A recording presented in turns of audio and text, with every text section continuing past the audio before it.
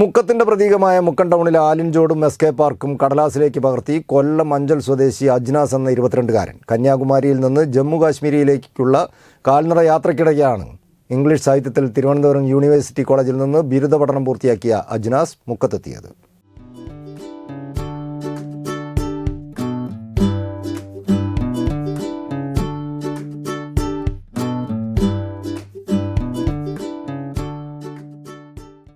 കന്യാകുമാരിയിൽ നിന്ന് ജമ്മു കാശ്മീരിലേക്കുള്ള കാൽനട പ്രയാണത്തിനിടയ്ക്കാണ് കൊല്ലം അഞ്ചൽ സ്വദേശി അജ്നാസ് എന്ന 22-കാരൻ മുക്കത്തിൻ്റെ മണ്ണിലെത്തിയത്.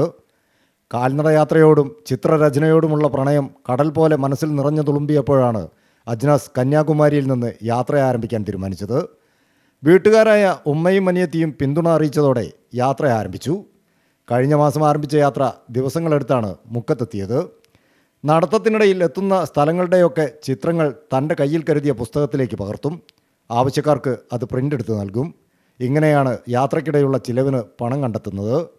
സ്വന്തമായി അഭ്യസിച്ച ചിത്രകലയിലൂടെ ഇങ്ങനെ പകർത്തിയ തിരുവനന്തപുരം പാളയം പള്ളിയും കൊല്ലം അൽഫോൻസ കോളേജും ഫറോക്ക് പാലവും കോഴിക്കോട് ഗുജറാത്തി സ്ട്രീറ്റും മുക്കം ആലിൻജൂടുമൊക്കെ അജ്നാസിൻ്റെ പുസ്തകത്തിൽ ഇടം കണ്ടെത്തിയിട്ടുണ്ട്.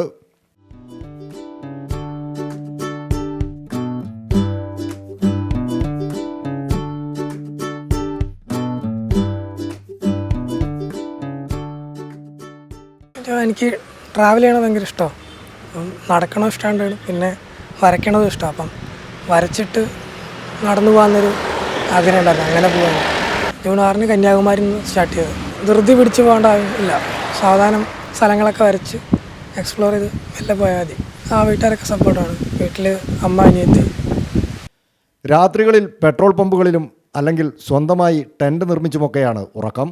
എല്ലാ സ്ഥലത്തു നിന്നും ജനങ്ങളിൽ നിന്ന് മികച്ച പിന്തുണയാണ് ലഭിച്ചതെങ്കിലും ഒറ്റപ്പെട്ട മോശം അനുഭവങ്ങളും യാത്രക്കിടയിൽ ഉണ്ടായിട്ടുണ്ടെന്നും ഇംഗ്ലീഷ് സാഹിത്യത്തിൽ തിരുവനന്തപുരം യൂണിവേഴ്സിറ്റി കോളേജിൽ നിന്ന് ബിരുദ പഠനം പൂർത്തിയാക്കിയ അജ്നാസ് പറഞ്ഞു.